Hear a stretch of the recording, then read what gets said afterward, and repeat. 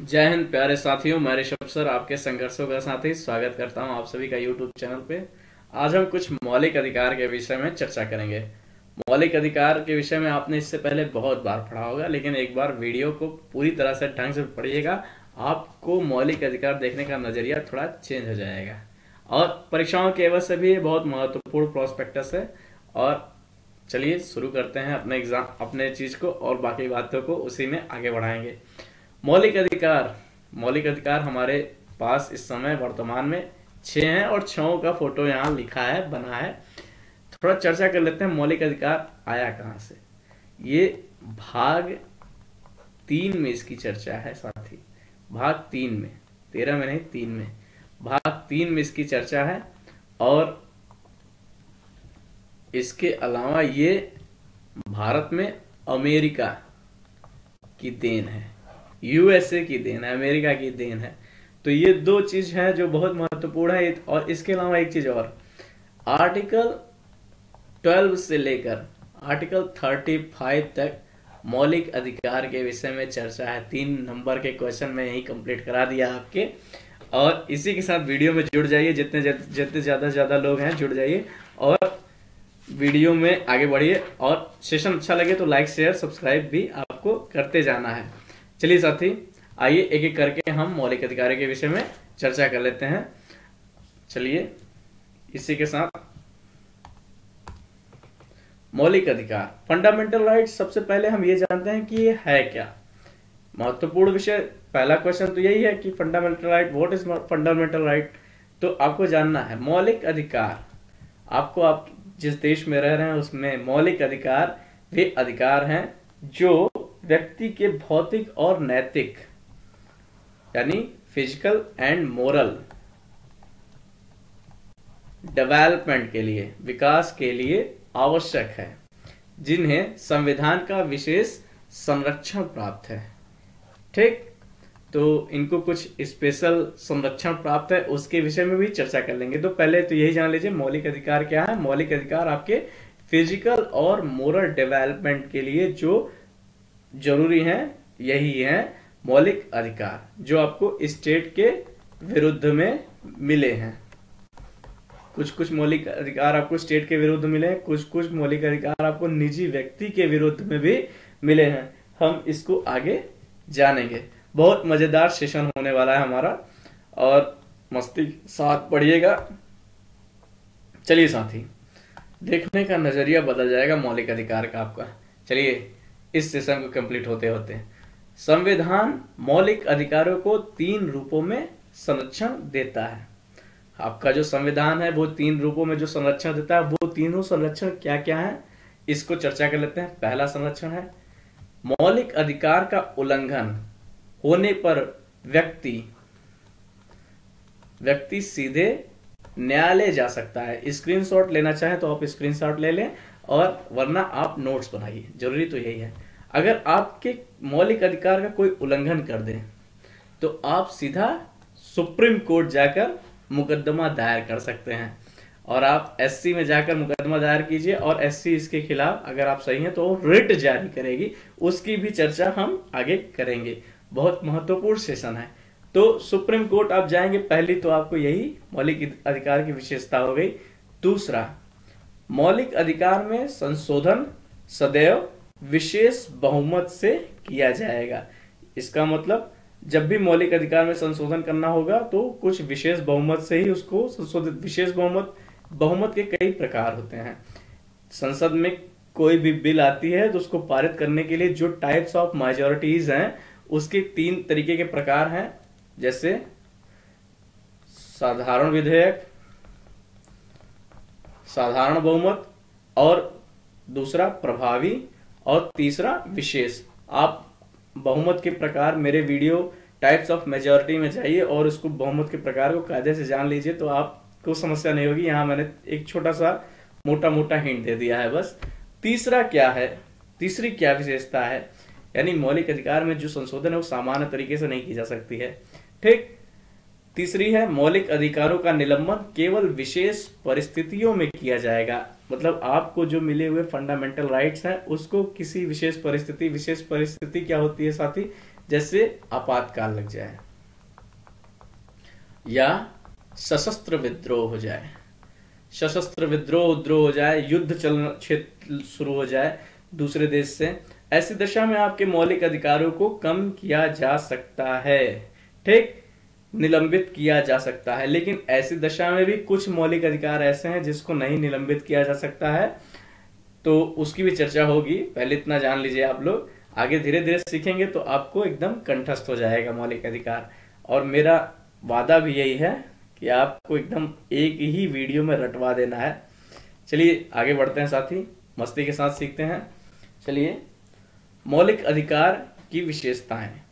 तो मौलिक अधिकार की क्या क्या विशेषताएं हैं, थोड़ा इसको हम जान लेते हैं। बहुत ही मजेदार है चैप्टर आपका।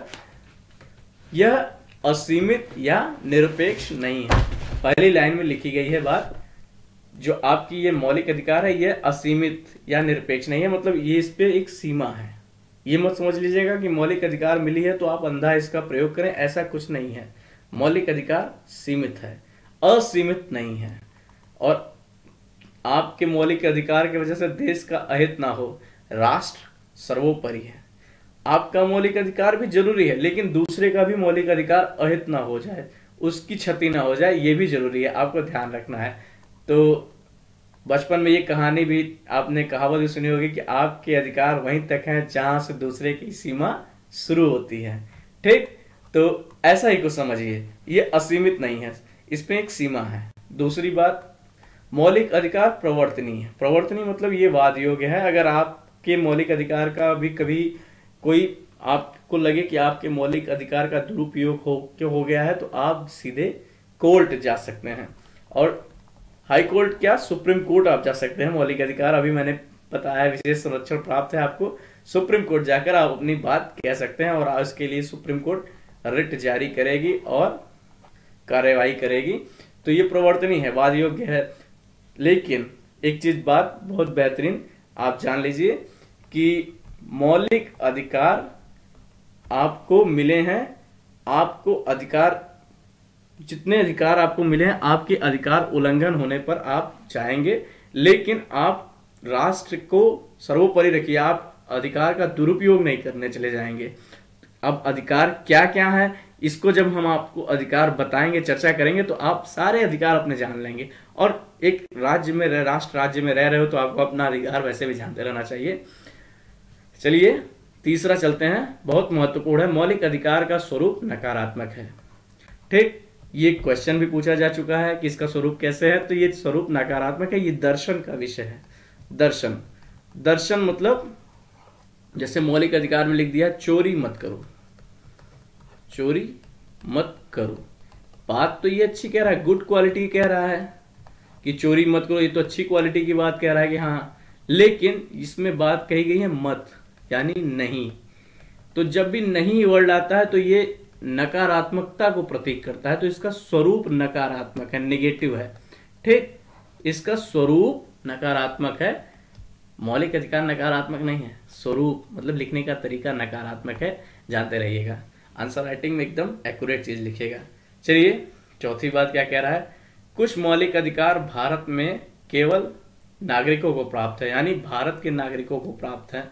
और कुछ मौलिक अधिकार विदेशी, भारतीय और विदेशी दोनों लोगों को प्राप्त है। तो ऐसे कौन कौन से मौलिक अधिकार हैं जो भारत के नागरिकों को प्राप्त हैं, सिर्फ भारतीयों को प्राप्त हैं, और कुछ कुछ जो भारत और विदेशी दोनों को प्राप्त हैं। ये इन दोनों को भी जान लेंगे, ये क्वेश्चन भी पूछे जाते हैं। तो भारत में जो व्यक्ति आर्टिकल 15, आर्टिकल 16 और आर्टिकल 19, ये तीनों आर्टिकल, अब इन तीनों आर्टिकल में क्या क्या बातें कही हैं आगे चर्चा होगी, एकदम निश्चिंत होके बैठिए। चलिए कॉपी पेन में लिखिए, 15, 16 और 19 ये तीनों आर्टिकल भारतीय नागरिकों के लिए है, तो ये सिर्फ उन्हीं के लिए है केवल। और भारतीय और विदेशी दोनों के लिए कौन कौन से हैं, आर्टिकल 21, आर्टिकल 14, आर्टिकल 21 और 25, ये तीनों भारतीय और विदेशी दोनों के लिए। तो ये 14वां समानता के अधिकार की बात करता है, और जीवन का अधिकार और धार्मिक स्वतंत्रता का अधिकार, इसकी चर्चा करता है और एक एक करके भी चर्चा करेंगे, आप निश्चिंत रहिए। तो ये चौथी लाइन ये बात करती है। पांचवी लाइन क्या बात करती है? कुछ मौलिक अधिकार केवल राज्य के खिलाफ प्राप्त है, मतलब आपको सिर्फ राज्य के खिलाफ जो मौलिक अधिकार प्राप्त है उसके बारे में चर्चा है, और जबकि कुछ मौलिक अधिकार राज्य और निजी व्यक्ति दोनों के खिलाफ प्राप्त है आपको। ठीक, तो कौन से राज्य और निजी व्यक्ति दोनों के खिलाफ प्राप्त है ये भी देख लेते हैं। तो आर्टिकल 15 और आर्टिकल 16 ये आपको केवल राज्य के खिलाफ प्राप्त है, और आर्टिकल 17 यानी अस्पृश्यता ये निजी व्यक्ति और राज्य दोनों के खिलाफ आपको प्राप्त है। एकदम इसको लिख लीजिएगा कायदे से। और चलिए स्लाइड को आगे बढ़ाते हैं, एकदम मस्ती के साथ सीखिए। मूल संविधान में मौलिक अधिकार। जब पहली बार भारत देश का कॉन्स्टिट्यूशन बना उस समय हमारे देश में जो मौलिक अधिकार की चर्चा की गई थी साथी, वे 7 प्रकार के थे। 7 टाइप के मौलिक अधिकार थे। तो अभी जो पढ़ रहे अभी 6 ही हैं, 7वां नहीं है। तो 7वां कौन सा नहीं है? संपत्ति का अधिकार। संपत्ति के अधिकार के विषय में बहुत बढ़िया इसकी बात है। 44वां संविधान संशोधन, अमेंडमेंट आपको कायदे से याद रखना है साथी, बहुत मजेदार चीज होती है और वैसे भी याद रखना है। 44वां संविधान संशोधन 1978 में हुआ। इसके तहत संपत्ति का जो अधिकार था उसको मूल अधिकार से हटा दिया गया। अच्छा, हटा दिया गया तो एक क्वेश्चन पूछा जाता है कि संपत्ति का अधिकार अब कौन सा अधिकार है? तो संपत्ति का अधिकार अब कानूनी अधिकार है। ये बात आप जानते रहिएगा। ठीक, चलिए 86वां संविधान संशोधन यानी 86th अमेंडमेंट। हम संशोधन आपको पहले इसलिए बता दे रहे हैं क्योंकि बाद में आपको परेशानी ना हो। ये भी जानते रहिए मौलिक अधिकार में संशोधन किया गया है। तो संशोधन किया कैसे गया है? विशेष बहुमत के माध्यम से शुरू में बताया था। एक एक चीज को लेते चलिएगा, कायदे से रट लीजिएगा। 86वां संविधान संशोधन हुआ 2002 में, जिसके तहत 21A एक नया लाइन जोड़ी गई, उसमें 21A एक नई आर्टिकल जोड़ी गई जिसके तहत शिक्षा का अधिकार दिया गया, राइट टू एजुकेशन। तो राइट टू एजुकेशन एकदम विस्तार से चर्चा की जाएगी।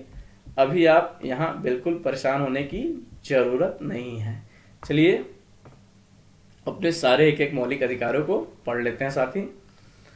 मौलिक अधिकार, पहला समानता का अधिकार, जिसके तहत आप आर्टिकल 14, 15, 16, 17 की चर्चा करेंगे। स्वतंत्रता का अधिकार, जिसके तहत आप 19 to 22 का चर्चा करेंगे। शोषण के विरुद्ध अधिकार, राइट अगेंस्ट एक्सप्लॉयटेशन, 23, 24 आर्टिकल की चर्चा है। धार्मिक स्वतंत्रता का अधिकार 25, 26, 27, 28। अच्छा, ये क्वेश्चन भी पूछा जाता है कि धार्मिक स्वतंत्रता के अधिकार के तहत कौन सा आर्टिकल नहीं है, और आर्टिकल में ये 4 आर्टिकल अगर आ जाए तो इसका मतलब ये चारों हैं। ठीक, इसके अलावा कोई आए तो वो नहीं है, आपको टिक लगा देना है। याद रखिएगा कौन सा आर्टिकल कहाँ आ रहा है। 5वां है शैक्षिक एवं सांस्कृतिक अधिकार, आर्टिकल 29 to 30। और 6 है संवैधानिक उपचारों का अधिकार। अंबेडकर जी द्वारा इसको संविधान की आत्मा कहा गया है। ठीक, लिख लेंगे आप कहीं, अंबेडकर जी द्वारा संवैधानिक उपचारों के अधिकार को संविधान की आत्मा कहा गया है। और नेहरू जी के द्वारा प्रस्तावना संविधान में सबसे पहले लिखी होती है। आपने नहीं देखा तो प्रस्तावना की भी वीडियो मैंने डाली है, उसको देख लीजिएगा। प्रस्तावना भारतीय संविधान की आत्मा है, ये नेहरू जी के द्वारा। और अंबेडकर जी के द्वारा क्या है? संवैधानिक उपचारों का अधिकार। चलिए साथी आगे बढ़ाते हैं सेशन को, एकदम मस्ती के साथ सीखिएगा। अनुच्छेद 12 चलते हैं हम। राज्य की परिभाषा, तो डेफिनेशन ऑफ स्टेट, राज्य की परिभाषा क्या है, कौन कौन है राज्य, क्या है राज्य, थोड़ा इसको जानेंगे। बहुत बेहतरीन है राज्य की थोड़ी परिभाषा। थोड़ा इसको ऊपर कर लेते हैं। चलिए राज्य की परिभाषा की ओर चलते हैं। तो पहला है संघ की संसद और सरकार, यानी संघ की जो संसद है पार्लियामेंट, और जो संघ में जो बैठी सरकार है वह क्या है, राज्य है। प्रांत का विधानमंडल और सरकार, यानी स्टेट में जो विधानमंडल है और सरकार, इसमें जितने लोग हैं सब सरकार हैं। ठीक।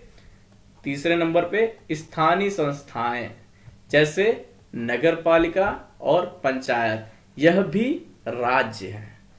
ठीक। अंतिम में सारी बात कह देगा, वही अंतिम लाइन आपको समझने के लिए पूरी कहानी है।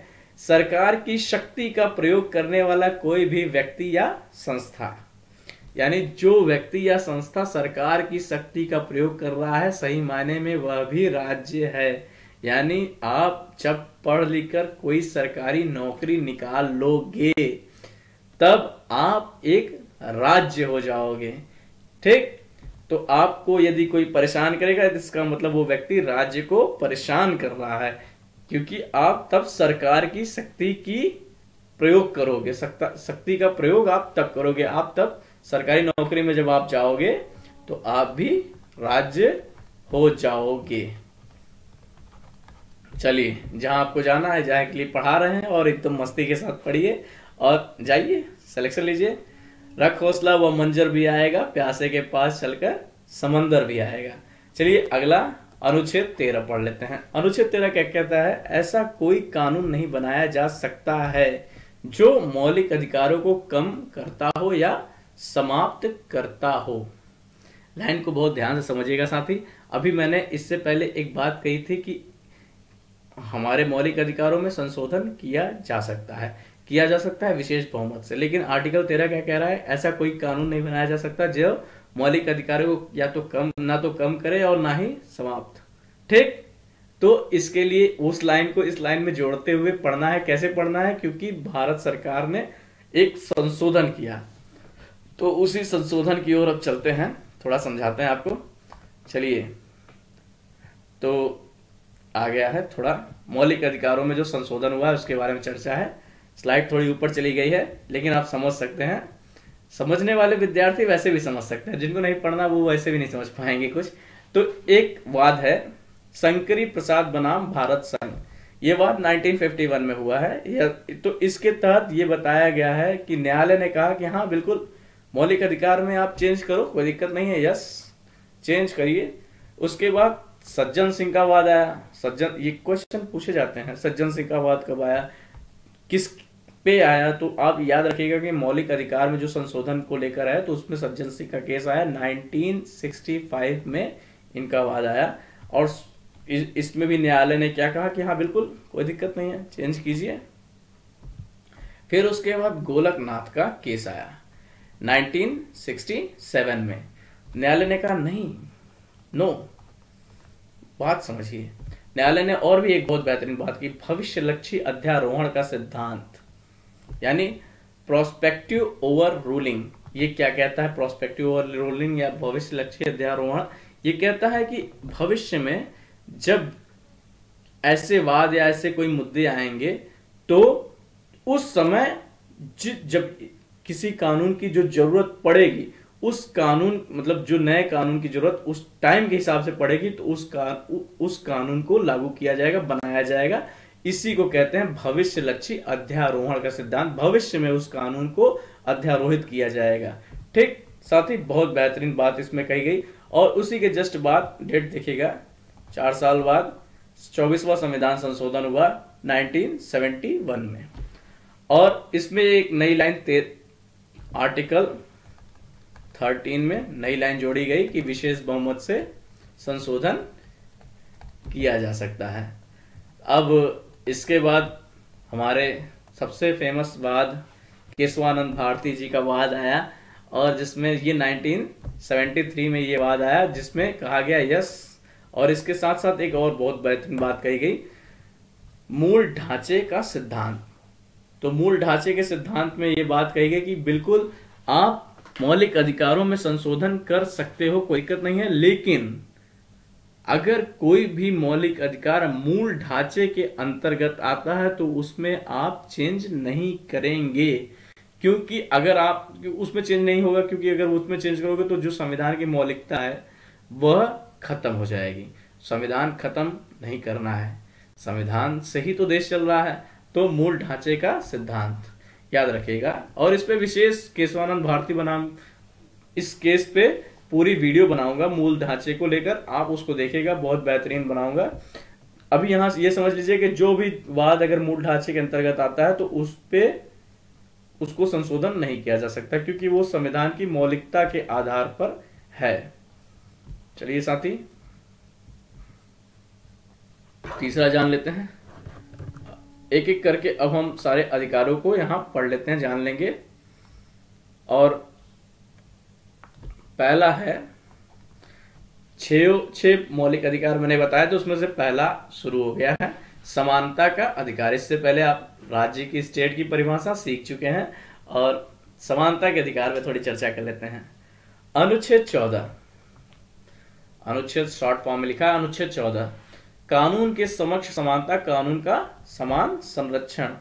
यानी साथी ये पूरी लाइन 2 लाइन कह के बात कर रहा है, कानून के समक्ष समानता और कानूनों का समान संरक्षण। तो कानून के समक्ष समानता ये बात कह रहा है, ये डायसी की एक बात है, डायसी की बात है। ये कह रहा है कि कानून के समक्ष हर व्यक्ति समान है। तो आप में पहली लाइन तो यही बता दिया कि इक्वालिटी बिफोर लॉ, लॉ के समक्ष सब कोई इक्वल हो।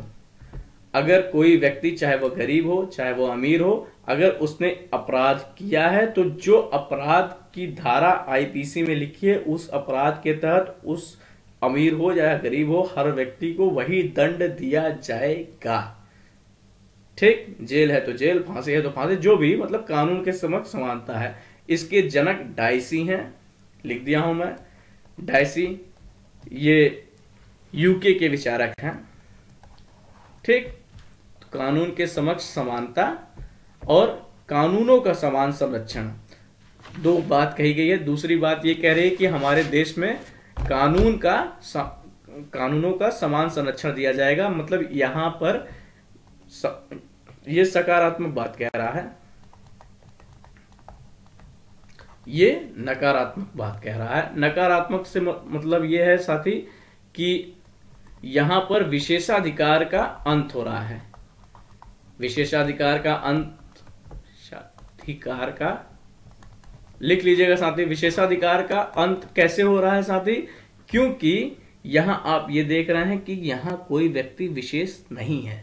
अगर वह अपराध किया है तो उसको दंड उतना ही मिलेगा। यहां विशेषाधिकार का अंत है।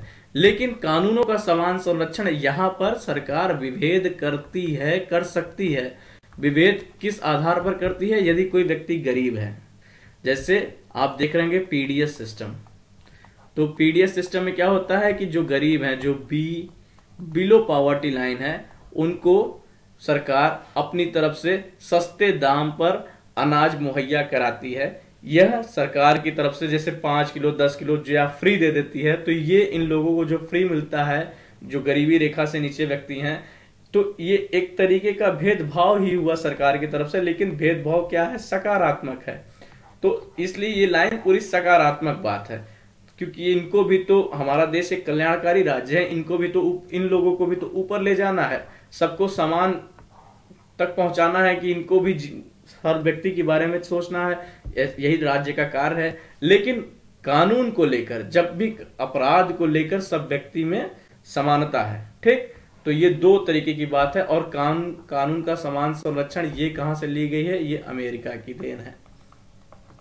वैसे तो पूरा मौलिक अधिकार ही अमेरिका की ही देन है। चलिए आगे समझते हैं अनुच्छेद 15। इसको बहुत कायदे से समझिएगा, ये 2 लाइन की बात कह रहा है। अक्सर लोग इसी में कंफ्यूज हो जाया करते हैं।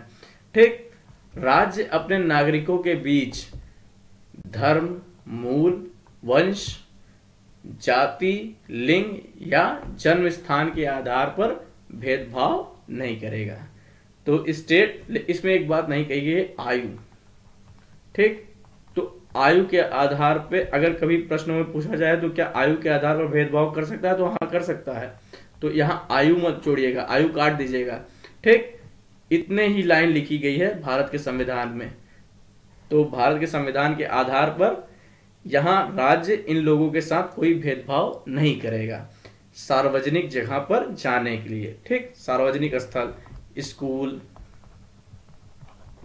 मंदिर, ये सब सार्वजनिक स्थल है, इसमें स्टेट कोई भेदभाव नहीं करेगा। एकदम मस्ती के साथ जानिए और बहुत सरल भाव में, बहुत सरल तरीके से आपको सीख कर जाना है।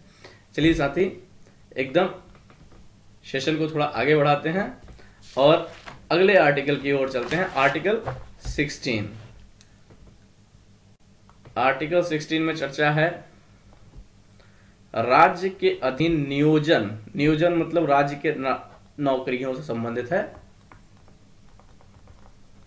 सरकारी नौकरी जिसकी आप इतनी लगन से नौकरी की तैयारी कर रहे हैं, सरकारी नौकरी, राज्य के अधीन नियोजन अवसर की समानता होगी और नागरिकों के बीच धर्म, मूल, वंश, जाति, लिंग, जन्म स्थान या निवास के आधार पर भेदभाव नहीं किया जाएगा। ठीक, तो ये बात आप समझ लीजिए कि यहां कोई भेदभाव नहीं किया जाएगा, लेकिन कुछ इसके अपवाद भी हैं। तो जैसे निवास, पहला तो निवास को लेकर है। जैसे कि अपवाद क्या है, जैसे आप कभी देखो कहीं कहीं क्या होता है, रिजर्व फॉरेस्ट होते हैं, या कहीं कुछ कुछ जंगलों में नहीं जाया जाता है। क्यों? बिकॉज वह एसटी लोगों, कुछ एसटी मतलब कुछ ऐसे ट्राइब्स हैं जो बाहरी लोगों को नहीं पसंद करते, तो उनके लिए वो चीज, वो जगह रिजर्व है, तो वो उनका निवास स्थान है, असल में वो उनका घर है, वहां आप नहीं जा सकते हैं। इसलिए यहां भेदभाव किया गया है कि आप यहां नहीं जा सकते। ये एक तरीके का भेदभाव ही है कि यहां सब कोई नहीं जा सकता, तो ये, लेकिन ये भेदभाव किया जाएगा।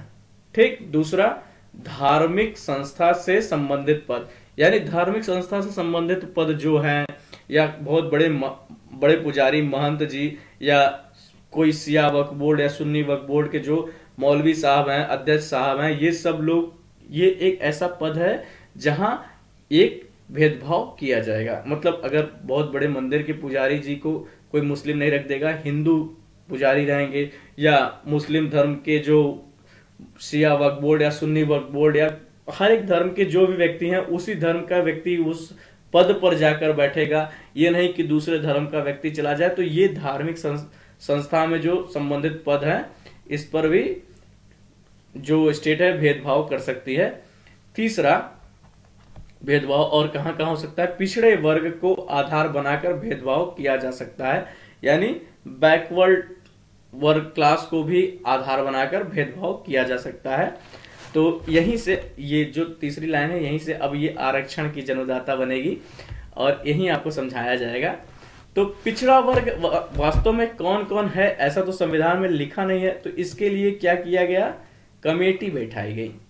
तो पिछड़ा वर्ग कौन है, इसको जानने के लिए कमेटी बैठाई गई। तो कौन कौन सी कमेटी बैठी गई और क्या क्या उस पर चर्चा हुई, इसकी थोड़ी चर्चा कर लेते हैं साथ ही, मस्ती के साथ, जोश में पढ़िए। चलिए, पहली है कमेटी है प्रथम पिछड़ा वर्ग आयोग, 1953 में बैठी और कालेलकर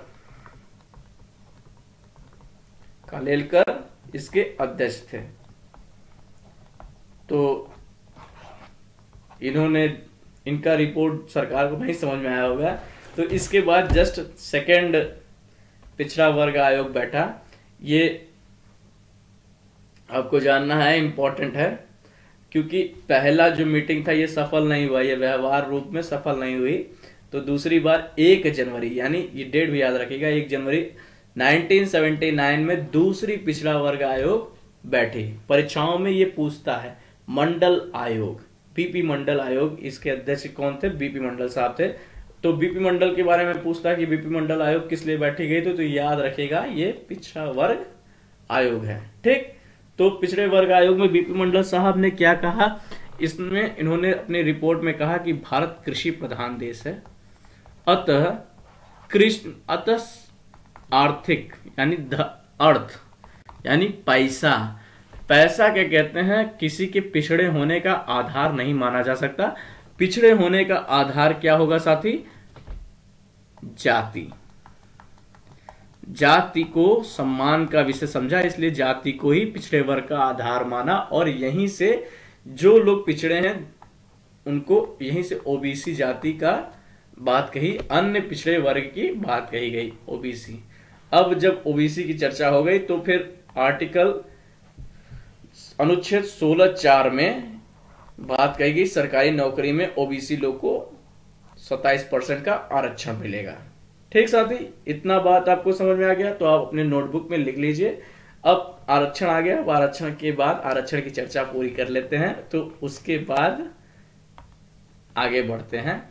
चलिए साथी, हाँ, आरक्षण संबंधित जितने वाद हैं थोड़ी से यहां पर चर्चा कर लेता हूं। बीपी मंडल साहब ने अपनी जो रिपोर्ट थी कब प्रस्तुत की? ये 1979 में इनकी रिपोर्ट आ गई। तो यही समय बैठक हुई थी, 1 जनवरी 1979 में बीपी मंडल साहब की बैठक थी। बीपी मंडल साहब की बैठक थी और इन्होंने जाति को बनाया आधार, जिसके तहत ओबीसी आरक्षण मिला। अब 1989 में बीपी सिंह की सरकार आई। बीपी सिंह की जब सरकार आई तो इन्होंने क्या किया? इसको लागू कर दिया, यानी ओबीसी आरक्षण को लागू कर दिया। लागू करने से क्या हुआ? जब बहुत जन विद्रोह हुआ, इनकी सरकार गिर गई, लेकिन अब ये चीज तो लागू हो गई। ठीक, इसके बाद आई नरसिम्हा राव की सरकार आई। तो नरसिम्हा राव ने भी सोचा कि क्या, हाँ, ये एक वोट बैंक का आरक्षण, एक वोट बैंक का एक बहुत बढ़िया जरिया बन सकता है। अगर हम भी आरक्षण ला देंगे तो जितने लोग हमारे द्वारा लाए गए आरक्षण का लाभ प्राप्त करेंगे वो तो हमें सदैव वोट देंगे। तो इन्होंने क्या किया? इन्होंने EWS वाली व्यवस्था लानी चाहिए। ये 1990 की बात है। तो आपको जो आज EWS की सुविधा प्राप्त हो रही है, नरसिम्हा राव जी उस समय ही ला रहे थे। तो उस समय जब ये इसको लाए तो आरक्षण की जो व्यवस्था थी, थोड़ा इसको समझ लेते हैं साथी। SC को उस समय मिलता था, मतलब उस समय क्या आरक्षण था? 15%। ST के लिए आरक्षण था 7.5%। OBC के लिए आरक्षण था 27%। अब EWS के लिए जो आरक्षण आ गया 10%। तो टोटल आरक्षण क्या हो गया? 59.5% आरक्षण। इतना सीट आरक्षित हो गया। तो इसके बाद क्या हुआ साथी? इसके बाद जस्ट इंदिरा साहनी का वाद आया। इंदिरा साहनी बनाम भारत संघ वाद 1992। इस वाद में क्या कहा गया साथी? थोड़ा इसको जान लेते हैं। इस वाद में न्यायालय ने कहा कि आरक्षण की जो सीमा है वह 50% से अधिक नहीं हो सकती। तो ये जो EWS से प्राप्त आरक्षण है इसको हटा दिया गया, नहीं माना गया। ठीक, ये इंदिरा साहनी के वाद में आया था। अब थोड़ा वर्तमान स्थिति को समझते हैं। वर्तमान स्थिति में क्या हुआ? माननीय मोदी जी की सरकार आई और मोदी जी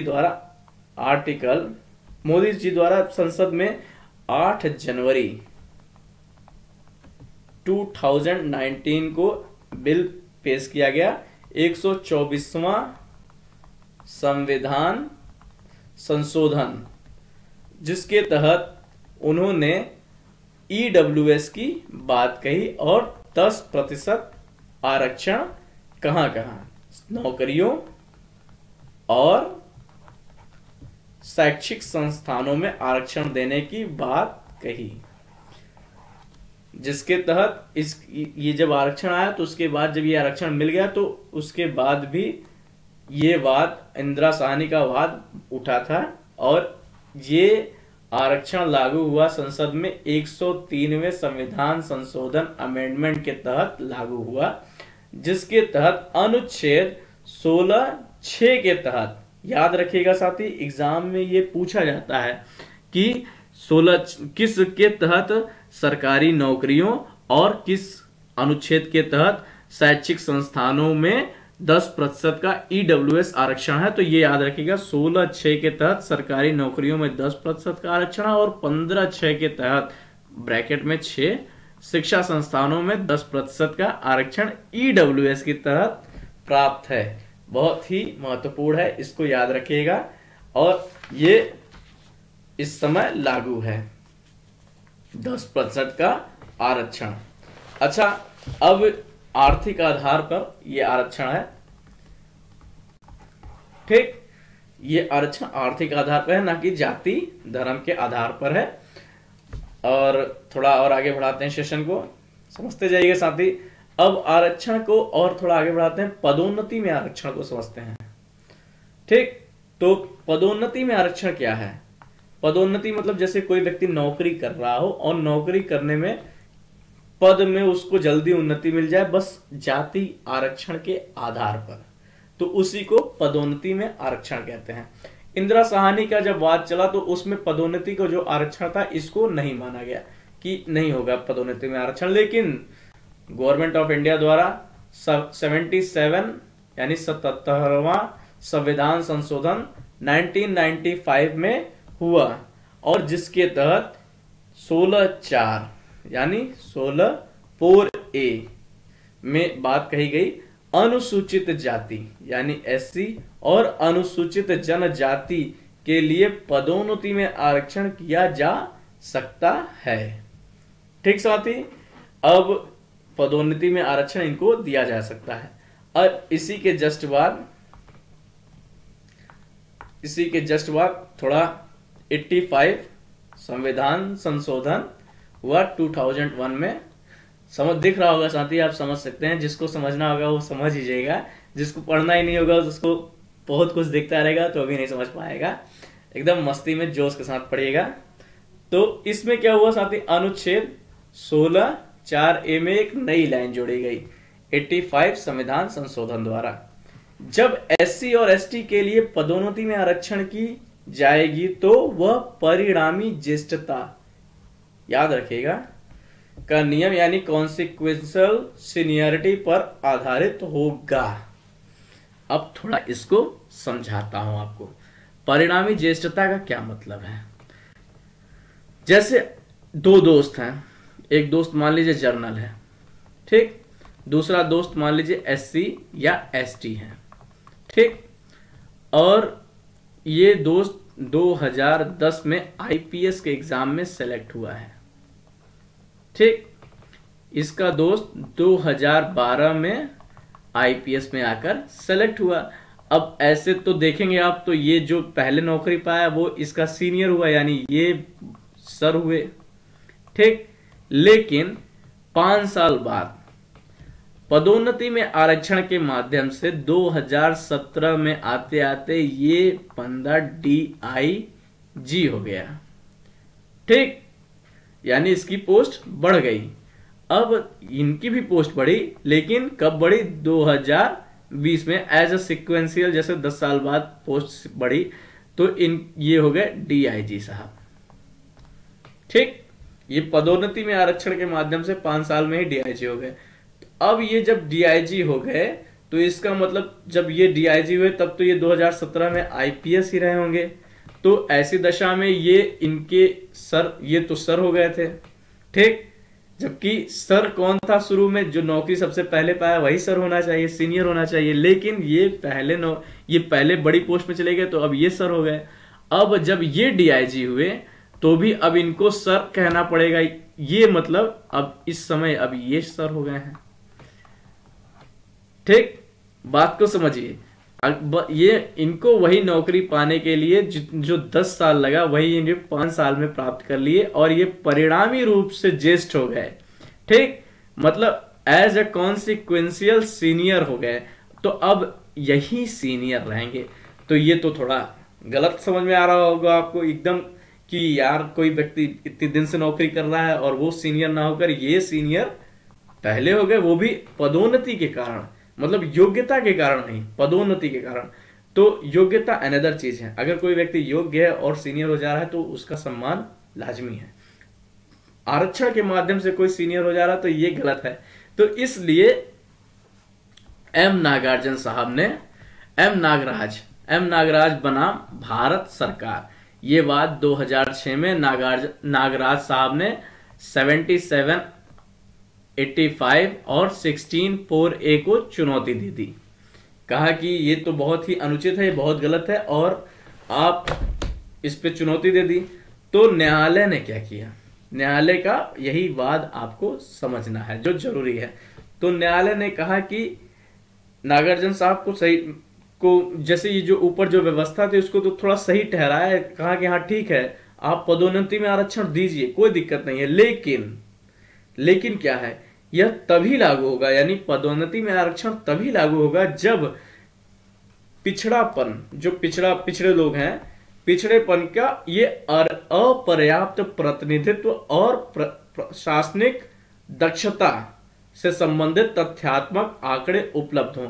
यानी अपर्याप्त मतलब प्रतिनिधित्व पर्याप्त ना हो, तब आप ऐसी दशा में आप क्या कहते हैं, इनको रख सकते हैं कि जो व्यक्ति जरूरी हैं और व्यक्ति को अगर उनकी प्रतिनिधित्व पूरी नहीं हो रही है, उनका सीरीज, उनका सीक्वेंस पूरा नहीं हो रहा है, तो आप और व्यक्ति को ऐड कर सकते हैं।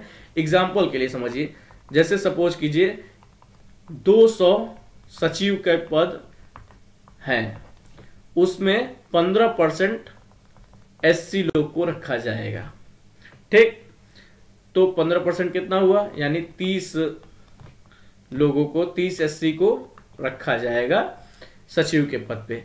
अगर सचिव के पद पे 30 SC पहले से हैं तो इसके बाद और किसी को नहीं रखा जाएगा, किसी को पदोन्नति में आरक्षण देकर, इससे ये नहीं है कि 31वां व्यक्ति रख दिया जाए, नहीं, यहां पर्याप्त आंकड़ा हो चुका है। अगर ये आंकड़ा अपर्याप्त रहता, अगर ये 28 ही लोग रहते तो आप 30 कर सकते थे, नहीं, अब चाहे जितने SC लोग यहां नौकरी कर रहे होंगे, उनको प्रॉपर पूरी नौकरी करने के बाद जब जो टाइम पीरियड में आरक्षण, जब जो टाइम पीरियड में सीनियर होना है उसी टाइम पीरियड में सीनियर होंगे, ना कि पदोन्नति के आरक्षण का लाभ लेंगे।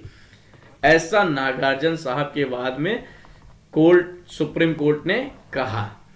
ठीक, तो और सुप्रीम कोर्ट ने कहा, और सुप्रीम कोर्ट ने यह भी कहा कि नहीं, नागराज साहब एकदम राइट हैं और यहां पर अपर्याप्त प्रतिनिधित्व होने पर ही ऐसा किया जाएगा। अगर प्रतिनिधित्व पर्याप्त हो गया तो अब एक्स्ट्रा नहीं भर्ती नहीं की जाएगी। और आज के टाइम में भी ये जो वाद है, ये विवाद का मुद्दा चल रहा है, ये अभी भी इस पर केस मुकदमा चल ही रहा है कि नहीं, इसको हटाइए, ये अपर्याप्त प्रतिनिधित्व वाली जो सिस्टम है इसको हटाइए, क्योंकि सबको लाभ चाहिए और लाभ के लिए सारी कहानी काम के लिए नहीं है।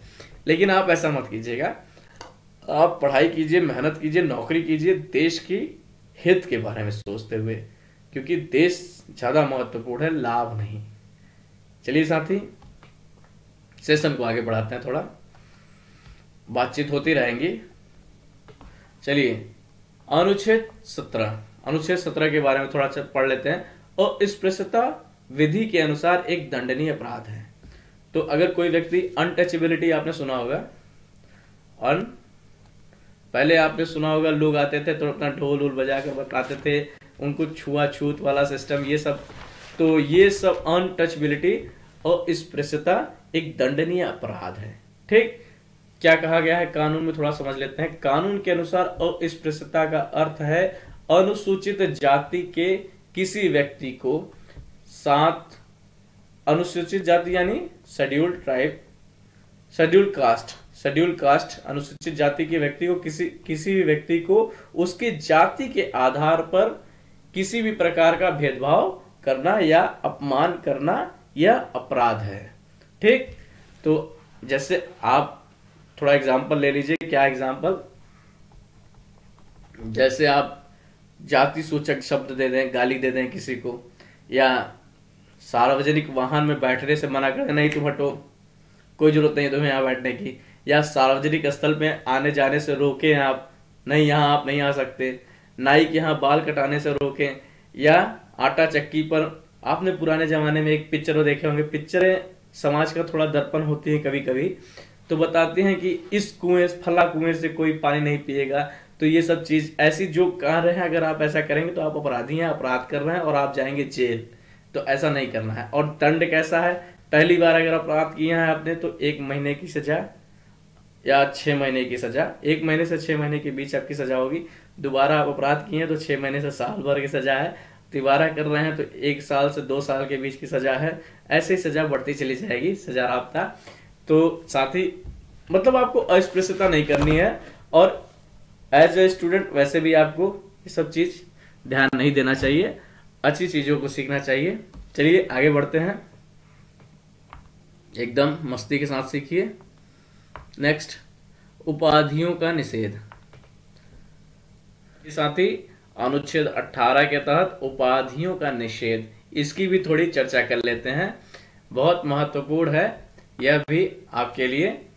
तो इसमें जो चंद लाइनें हैं उसकी भी चर्चा होगी। पहली, राज्य उपाधि नहीं देगा। राज्य, आप इसको लिखते चलिए, राज्य उपाधि नहीं देगा। बस 2 पोस्ट इसमें जो है वो अपवाद है। पहला शैक्षिक, दूसरा सैनिक। आप देखे होंगे सैनिक में सेना में कर्नल, जनरल, कमांडेंट, ये सब लोग पोस्ट उपाधि धारण किए रहते हैं, ये सब अपवाद है। ठीक, राज्य अपनी तरफ से कोई उपाधि नहीं देता है। दूसरी, जैसे राजा महाराजा, जो पहले जो उपाधियां महाराजा धीराज, ऐसा कुछ भी राज्य द्वारा नहीं दिया जाएगा। ठीक, यही 2 उसमें अपवाद हैं। दूसरा, भारतीय नागरिक विदेशी राज्य से उपाधि ग्रहण नहीं करेगा। ठीक, कोई भी भारतीय नागरिक विदेशी राज्य से उपाधि नहीं ग्रहण करेगा। नागरिक विदेशी राज्य से